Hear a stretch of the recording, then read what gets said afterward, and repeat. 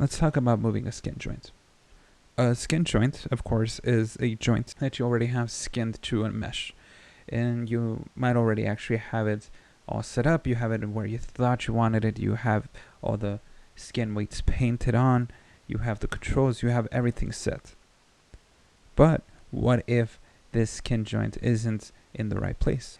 Later on, you realize that you need it somewhere else. Or maybe instead you actually have the orientation wrong and it's not something that you had fixed before. You could, of course, remove the influence and then move it, or you can just deskin everything. There's a lot of different things. But here we're going to talk about a quick, simple solution to that.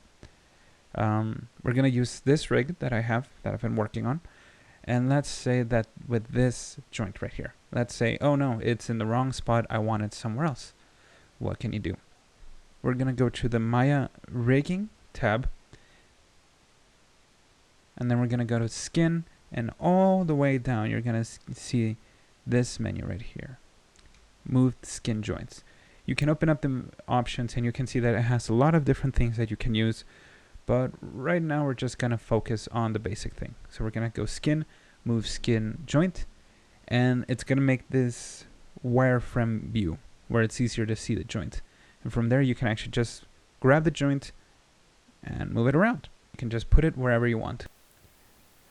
I will add, if you want to move a different joint after this, if you're still in move skin joint mode, you can just press the next joint that you want to reposition, and that'll allow you to keep working without having to turn the mode on. Another thing, this mode works specifically with one joint at a time. So if you have two separate joints on opposite sides, for example elbows, you will have to be extra careful and make sure that you actually have them in the correct positions for each one, because you can't work with two joints at the same time. Click outside of it, press Q, and you're out of the move skin joint mode. Just as a side note as well, as you can see, it's just perfectly in its new place, while everything else has stayed where it used to be. But I actually want that joint to where it was, so I'm just going to Control C. Another thing though, what if your joint, it's not in the right orientation? What if it's not pointing the right way? So what can you do? Well, in the move skin joint tool, it does give you an option for editing pivot. But if you're like me, you kind of want something a little more precise, or sometimes a little more permanent, because editing the pivot doesn't always work. So instead, what can you do? What I like to do is I use a plugin from Comet, the Comet Joint Orient plugin. I completely recommend for all of you guys to get these plugins. I'll put a little link so you can get them. I believe they're completely free and they're pretty easy to install and very easy to use.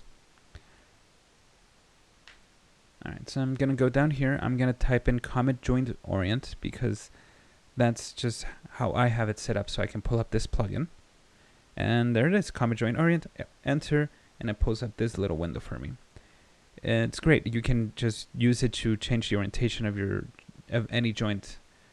But for this example, we're going to go to Move Skin Joint.